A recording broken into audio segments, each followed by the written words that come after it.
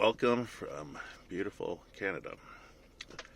I guess it's time to get into some more serious matters, and that would be the Antichrist. And the purpose of the Antichrist, and what will be happening moving forward. I suppose I should mention that these matters are extremely serious. So if you really want to know about the Antichrist and what is happening and gain a deeper understanding and knowledge, this is sacred ancient wisdom that the Illuminati have been trying to oppress for generations. Aleister Crowley was a prophet in regards to this, and he was one of the darkest, evilest people in the world. But in order to understand that, you have to get the whole story. They're not giving you the whole story. They're just giving you partial truths, which is their MO. And also, if you get something out of this message, it is, again, like I said, it's ancient wisdom, and it requires sacrifice. In order to understand this level of power, you need a conduit for that power, or you have to be willing to try and contain it yourself. If you cannot contain it yourself, and the odds are that most 99% cannot contain it themselves at this time, tribute is required. Okay, and what I mean by tribute is somebody giving something to somebody that has went through the torment and the pain in order to understand the message, so that they can be a conduit into that energy pattern. If you don't do it and you pass along the information, you become a conduit for that information, and you will have to understand how to endure the pain it took and how to alchemize it. If you don't understand that, you can go see my other videos. So, okay, where do I start with this one? I guess I start with this one is understand again that you have to know how to alchemize this stuff, and if you don't, tribute it will be required on this. The Antichrist. Okay, first we'll start with Christ. I understand Christ, Jesus Christ. I have had a personal relationship with Jesus Christ for 20 years approximately. I've trusted him deeply, and you get to a point where you go so far in that relationship and suddenly he hands off the reins. Okay, I love Jesus Christ. He has an implicit purpose in humanity's walk, and that is that he recognized that we were growing up as a species. We were growing up in that God was asking us, instead of making a sacrifice for forgiveness for our sins, that we had to start becoming adolescents in his household, right? So when we became adolescents in the household, God wanted us to stop giving the sacrifices, stop giving the perfect sacrifices. The Jews call this Ola, and they don't want to give up that practice, right? Because they're screaming children. But the more adults of us have realized that I'm going to try to be responsible, and I'm going to try to approach my Father and express what I'm doing wrong and try to move forward from the things that I'm doing wrong. And there's grace in that, and there's also a time period in which the Father lets things go, right? Because we're just talking and reasoning things out.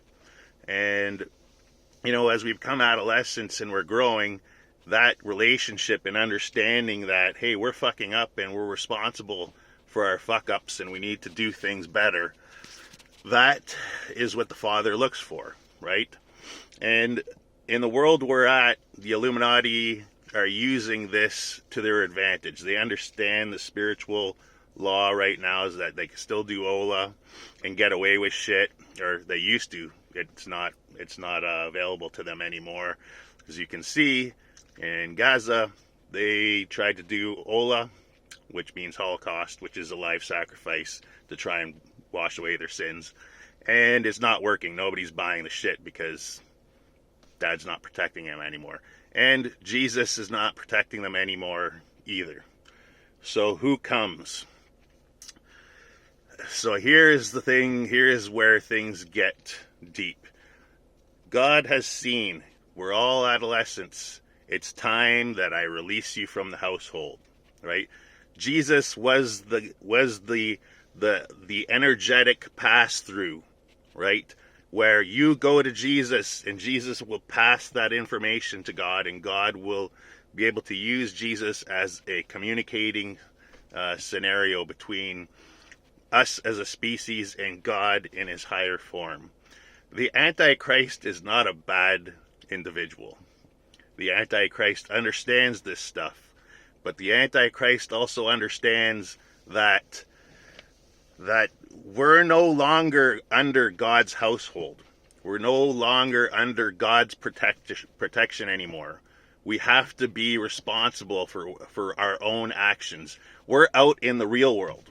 It's the big time, right? We go do something stupid in the real world. What happens? The police are coming down on us.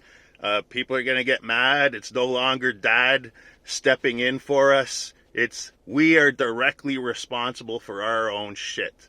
So there's no more grace. There's no more getting away with shit. And right now we're having a war between God's chosen and the self-imposed leaders, the frauds, okay? And the frauds in power, they want to prevent this at all times. They call themselves Illuminati, right? And they reject all things evil. Well, I'll tell you a situation. I've been told by Jesus at one point in my life, I must talk to Satan. And that was the hardest thing that I ever did in my life. I was forced to do it. It was a life or death situation. And Jesus just stopped talking to me after 20 years. And I didn't understand any of it. And, when you're pushed into a corner and the only thing you could do is do what Jesus said, I basically said, well, what's the worst that could happen? I'm going to go and I'm going to talk to Satan and I'm going to see what happens. And I'm telling you, the wisdom that came from that entity was unlike any wisdom I ever got in my life. It was way more advanced than where Jesus was coming from. As super intelligent, okay? Super intelligence from a completely different perspective as Jesus in the light aspect. And not evil, okay? He was evil. The Illuminati was treating him as he was evil. But he is not evil. In fact, God said, I will release Satan, okay?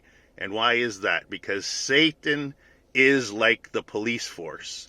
You do something wrong, you are karmically liable now, okay? And when I was befriending Satan, I was trying to understand Satan, these things came to me and I started realizing it came to me from God saying, this is his redemption. This is Satan's redemption. And I asked Satan, I go, you realize you're not the enemy. You're the ally. You're the left hand of God. And I gave him a choice. I said, you can continue being the Illuminati's pawn, or you can join us and be the hero of the story. And what I mean by hero of the story, he will make every knee bow to Jesus, which is accountability. Force. If you're not going to do it willingly, Satan will impose it as the left hand of God. And he's going to have a field day doing it. It's his thing, right? But also we have to recognize that these are things that God does not want to do, but is actually required. There has to be an overseer. It's just like the human body. If cancer cells run wild, the immune system doesn't function, boom, you're gone. And what is that killing section of the in love? That is your immune system. That the killing section is satanic. It's the dark side, right? There's no evil in that. It's all the body operates in love, as Jesus in the light aspect and Satan in the dark aspect. Okay? It's an alchemization of both in love for the right purposes.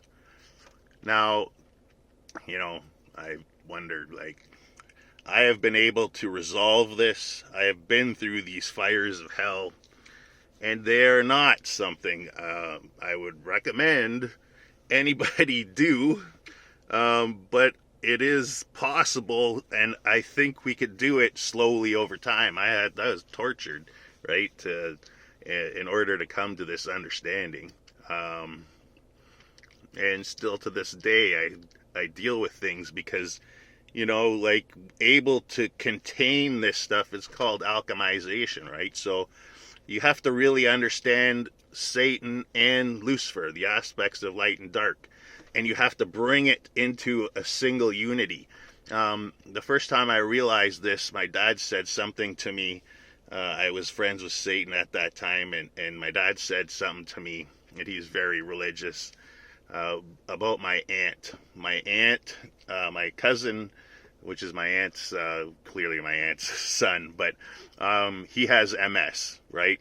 So he has a hard time getting around and doing things for himself. And my dad said, well, your aunt is an absolute saint, and she has, so many things coming to her because she sacrifices everything for my cousin, right, to get things done for him. And Satan goes to me, well, what good is it if she's dead? If she runs herself ragged and is dead? And I thought about that. I was like, wow. And then I was told, oh, not only is she dead, but she's destroyed herself, and she's destroyed your cousin at the same time because he can't take care of himself. So I was like, wow, that's some knowledge, right? That's some knowledge. And I thought to myself, well, we could go into the dark aspect and be completely selfish, right? Completely selfish and be like, well, I need to take care of myself. I'm going to be completely selfish. Or you could look at both aspects in one. In balance is the right way. And Jesus knew that. He said the narrow path through the eye of the needle, bringing everything together, right? He understood that. He had a knowledge, innate knowledge that was deeper than anybody else's. And then I realized, well, my aunt should be taking care of my cousin, right? But also should be taking care of herself. So once a week, go out, take care of what she needs to take care of, get herself in a position where she's recharged and feeling better about herself and not being run ragged, and leave my cousin with a chore or two. Learn how to learn how to get dressed, learn how to make a meal. And then slowly over time, let my cousin become more independent. He's going to hate it. He's going to kick, scream, and scratch, right? Like when children don't want to grow up, they do that. But he has to do that, right? For his benefit, so he doesn't die. And also, my aunt needs to take care of herself. So there's the light aspect in helping him, but there's also the dark aspect in taking care of herself. And then there's the balance in both, and learning how to balance until my cousin can take care of himself, right? And is not codependent. That is the fine thread, the fine walk, the fine line, right? So that is something that I want to share. It's some pretty heavy info. It's definitely something that people are going to have a hard time with. And, maybe, I wonder, am I the Antichrist? Maybe. It is possible. Am I the first one to figure this out, to realize it, to be Satan's redemption, to actually recognize the value what God's purpose for Satan actually was for us as a species. Because even in the Bible it says Satan will have authority and dominion. And why is that? Because we need to grow up. We can't keep lying to each other. We can't keep manipulating each other. We can't keep using one another. We have to do things in love. And with that love, there's a police force. And that police force is Satan. So if we're going through shit, it's because there's things we're not addressing. And it's realizing before we go through the pain, right? Instead of God having to do everything, we have to start becoming responsible for ourselves. So that's the message I wanted to give you. It's a little longer than I wanted, but there it is. You got it. Love you guys. Bye.